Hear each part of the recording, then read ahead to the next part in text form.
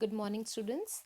Today we are going to study the last theory of intelligence, which is planning, attention arousal, and simultaneous successive model of intelligence.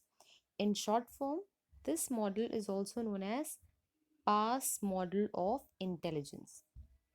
So, this was given by these three psychologists, but the main person to give this theory was J.P. Das. It is also known as J.P. Das PASS model of intelligence. Now, what this theory says is that any intellectual activity, now, intellectual activity means the actions that are done by an intelligent person.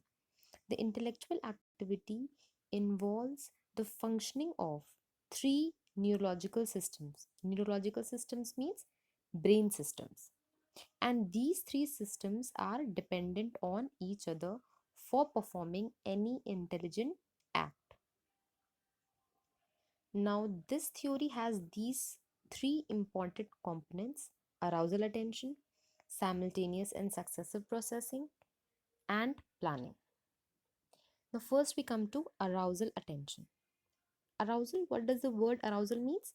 That you are aware, you are conscious of whatever you are doing. Your body is a little bit aware and aroused of whatever you are doing. Arousal and attention are very, very important for any intelligent activity. It helps a person to attend to various information. It helps the person to process information. A little amount of, or actually a minimum amount of attention is very, very important for processing any kind of information. And that attention can be, very, very optimal. So optimal means that much is required only. Too much attention or too little attention, or too much of arousal or too little of arousal, helps us to not focus on a particular task. For example, if you're told by a teacher that you will be having a test, that arousal level will help you to focus and attend to following a specific chapters, right? Next, we come to simultaneous and successive processing. Processing, as the word I have already discussed in previous theories also, processing means how you are taking in information in your brain. So, simultaneous processing, what does it mean? It takes place when we perceive the relationships between the given concepts or the given figures or the given facts. So, let me give you an example. See, if you can see this figure, this is from your page number 14 of the book only. You can see it from book also. So as you can see, there's the figure which is given above, and there are 6 options that are given, and you are asked which figure will exactly complete the design that is given above. So just see, what do you think, which design will go? I hope all of you will choose design number 4 only to complete the above design here. Now, this kind of processing that I have just now used, or you have just now used, is known as simultaneous processing. Why? Because you have understood the relationship between these two concepts, right? So, understanding something on the basis of meaning, understanding something on the basis of relationships is known as simultaneous processing. Next, we come to successive processing. Successive, as the word suggests, in order, one by one, serial order.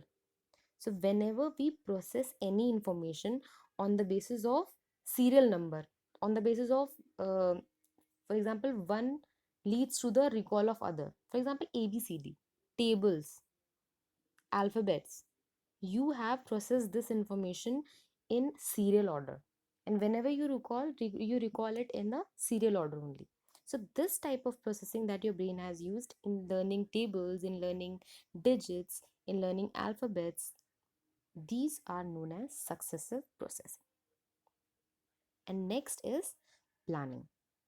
So if we have attended the information correctly, if we have used the processing, then our brain involves planning also, which is very very important feature of intelligence. So it helps us to prepare an action plan for anything, for solving any kind of problem, be it exams, be it any life problem. Planning is a very very important feature of intelligence, and it helps you to uh, plan successfully whatever you want to achieve. So for example, I gave you the example of your teacher is giving you a test. So you have attended it, you were aroused that time, so you know that test is going to happen. Then for learning the information, you will use simultaneous and successive processing. And planning will help you to schedule your time with the teacher, to plan a timetable, to get clarification, to plan which chapter when you will do. So all these are examples of planning, attention and arousal model. Now this is a very very simple concept. It is not very important. You just have to learn this cognitive assessment system. The past theory provides us with this cognitive assessment system. This is given in your book in a very very short manner, so you just have to know what is cognitive assessment system. Now cognitive assessment system is a kind of intelligent test that was defined designed on the basis of past theory. Okay, so it was called an instrument by Das and Nilgiri. It consists of verbal as well as non-verbal tasks.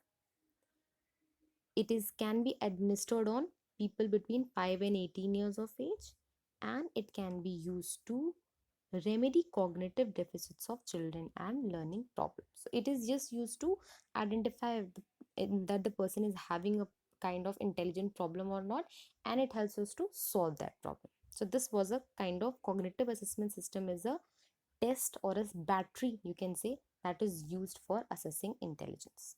So with this, we come to the end of theories of intelligence, and that's all for now.